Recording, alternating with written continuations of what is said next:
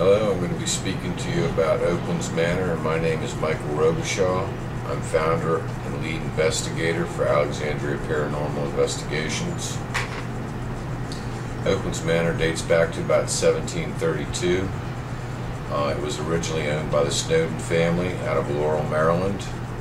It was acquired by Richard Conti after he married into the Snowden family.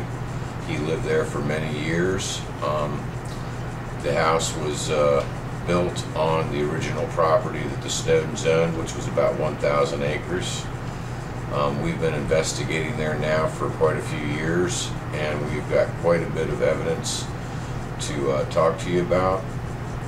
We have a couple different videos. One video where a door is actually moving on its own. Another video where there's a light anomaly, which was picked up on a camera that was placed in a room by itself. And we have well over 20-some EVPs, electronic voice phenomenon. And I would have to say that Oaklands Manor is definitely a certified haunted house. He is the owner right now is restoring the property, which of course does stir up the spirits and seems to create a lot more activity. At this time, I'd have to say that most of our EVPs are Class A EVPs. Anything that is not a Class A EVP I usually disregard, or at least will not post on our website. A lot of our stuff has been acknowledged by other paranormal people in the field. We've had one other team there with us, which was Shenandoah Shadows.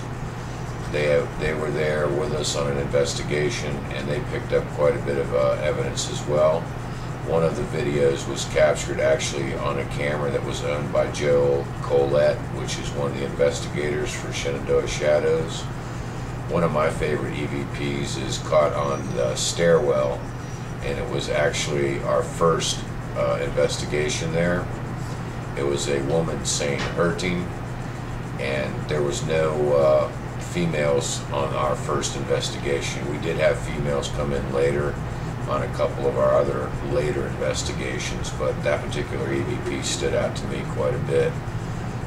Another EVP we acquired was out in the front area, was picked up by Mike Cosgrove and Sean Davila, two of my investigators, and it was picked up in the first 5 minutes of our first investigation. Mike was out there filming and doing an EVP session with Sean, and on the recorder you actually hear a spirit tell them to keep moving. And another EVP I'd have to say that stands out to me is one we picked up, which was probably our last investigation, and it was picked up by my daughter. She was on the second floor in Richard Conti's bedroom and was asking if Richard Conti would communicate with her, and the spirit directly says to her, "Save your head." And then another guest investigator said that she'd really like to meet him, and you hear him say soon. I'd have to say that most of our EVPs are captured on the second and third floor or outside the house. We do have a pretty compelling one that was caught in the basement as well. One of our investigators, Steve Musket, was in the basement, and he was asking the spirit if he would come over and say hey. Immediately after he says this, you hear the spirit say hey. So that's pretty compelling as well, and I'd have to say that they definitely communicate with us every time we've been there. Another EVP that I like a lot as well is I was upstairs and I was asking the spirits to talk to me, and straight forward the spirit says to me, "Look down." That was captured on my recorder. I believe that was Halloween night as well. On that same night, on the third floor, I was in one of the back bedrooms where quite a few spirits had been seen, as far as shadows moving in the room, shadows moving from room to room, and actually footsteps in the hallway as well as footsteps on the stairwell. I was in the room by myself, and I was trying to see if they would communicate with me. At that time, I was doing an electromagnetic field sweep with one of my instruments, and it spiked.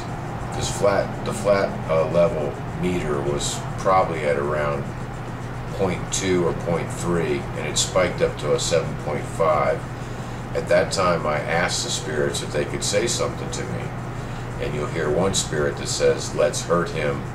Then you'll hear another spirit say, "Do it."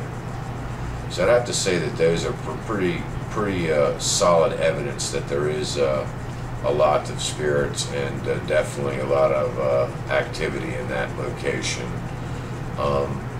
Quite a few of the other EVPs we've captured are random voices, maybe not so much answering questions, but definitely communicating with us. I'd have to say that most of our EVPs are pretty easily heard, that you can tell what they're saying to you. So I'd have to say that's probably pretty much the gist of it. I would really have to say that as far as a haunted house is concerned, it's probably one of the most haunted houses that I've ever investigated, and I've been to hundreds of locations, and I've been investigating paranormal for well over 30 years on and off. So that's about it. Thanks very much.